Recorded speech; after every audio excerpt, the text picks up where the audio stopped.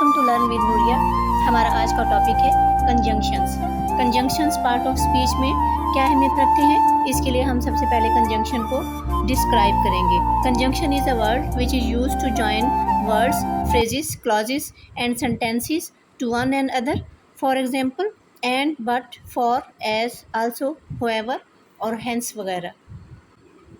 Conjunctions को हम 3 types में तकसीम करते हैं। सबसे पहली टाइप है correlative conjunctions. A correlative conjunction is essentially a coordinate conjunction used in pairs. A correlative conjunction gets its name from the fact that it is a paired conjunction that has a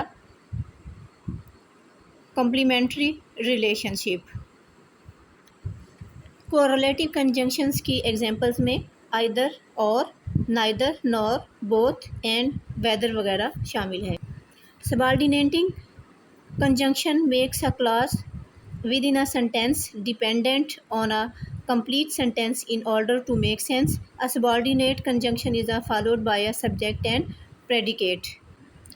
Subordinating conjunctions की examples में after, although, as far as if, since, in order that, even though, every time, then, though, unless, until, whenever, before, even if, when, as long as soon as though वगैरह शामिल है।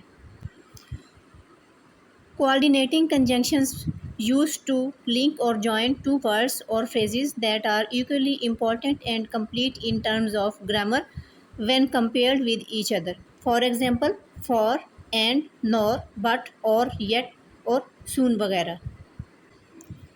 Coordinating conjunctions को इस तरह describe किया जा सकता है। For gives a reason why and join similar idea, nor negative from of और, but shows a contrast or gives a choice, yet give a contrast, so shows clause and effect। अब हम देखेंगे कि conjunction को sentences में किस मौके पर किस तरह यूज़ किया जा सकता है।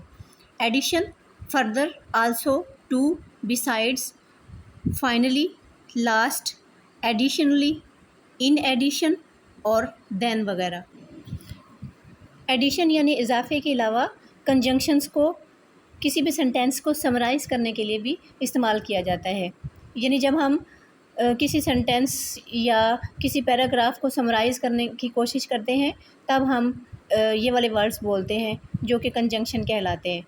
For example, in short, in other word, anyway, in brief, it seems, clearly, in sum और आफ्टर ऑल वगैरह। इसी तरह समराइज़ करने के साथ साथ किसी जगह के लिए भी कंजंक्शंस का ख़ास इस्तेमाल होता है। For example, there, here, in the back, next to, near by, beyond, opposite to, at the point वगैरह। यानी यहाँ, वहाँ, करीब, मुखालिफ समत में और इस तरह की किसी भी जगह को डिस्क्राइब करने के लिए जो है वो हम इस तरह के कंजंक्शंस यूज़ करते हैं। इसी तरह प्लेस के बाद हम आते हैं एग्ज़ाम्पल की तरफ।